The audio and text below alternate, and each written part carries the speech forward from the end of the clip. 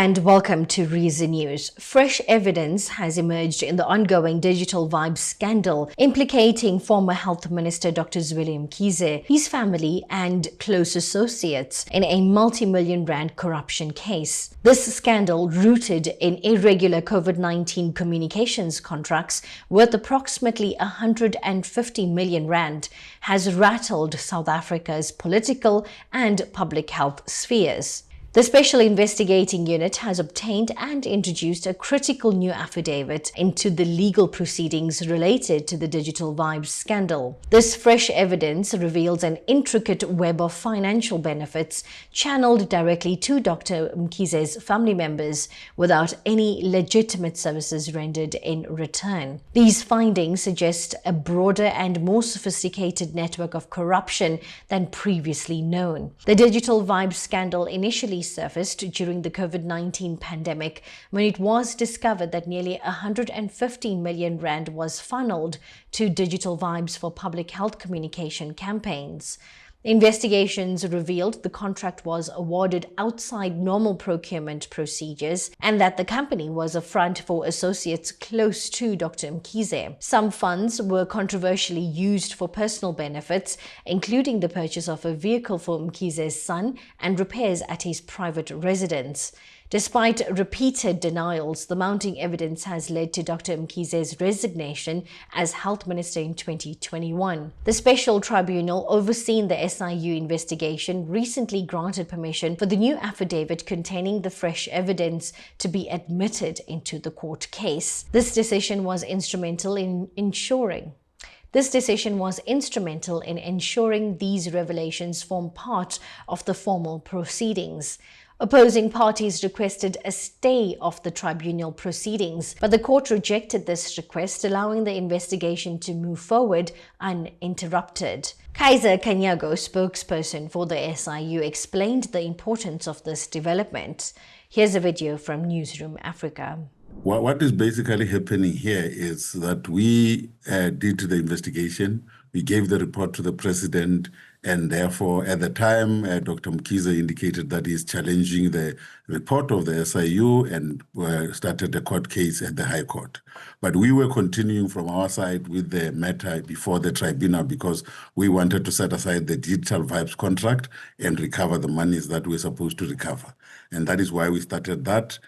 All went well until the court date was put together to supposed to be the 11th and the 12th of August. But before that, then there was new evidence that came to our way. We did continue the investigation, and we found that when we followed the money, we realized that there are other people and other players that benefited out of this, and therefore all of those people that benefited did not provide any services to digital vibes that we can see. Therefore, we then went back to court and we said, this crucial information that we've just uncovered needs to be put in as part of the court proceedings or the tribunal proceedings.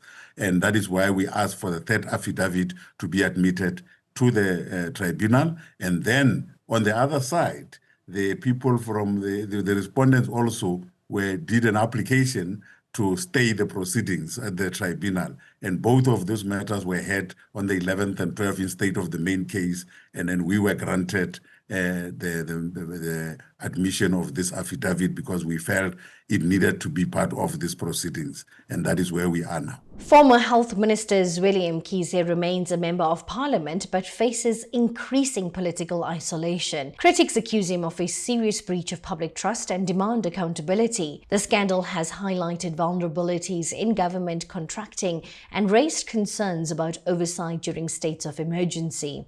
The misuse of funds intended for combating a deadly pandemic undermined public confidence in the government's ability to manage crisis. Experts stress the need for reforms in procurement regulations, transparent monitoring, and swift legal action to prevent recurrence and restore faith in public institutions. Civil society groups have hailed the admission of new evidence as a critical step in South Africa's broader anti-corruption drive, especially considering the profound public health consequences of mismanaging COVID-19 funds.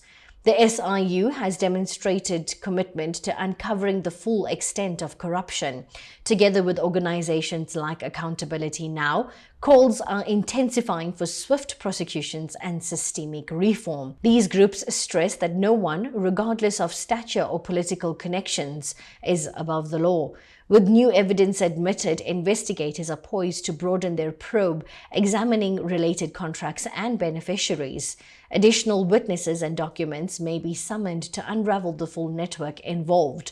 The coming months will be pivotal for the legal fate of Zweli Mkhize and his associates, and more broadly for South Africa's fight against corruption. The emergence of fresh evidence in the Zweli Mkhize digital vibe scandal marks a critical juncture in South Africa's ongoing battle to root out corruption. It emphasizes the importance of perseverance by investigative bodies and the collective will of society to ensure justice and transparency will prevail. We will continue to monitor this developing story, but thank you for joining us. Until next time, stay informed, updated, and curious.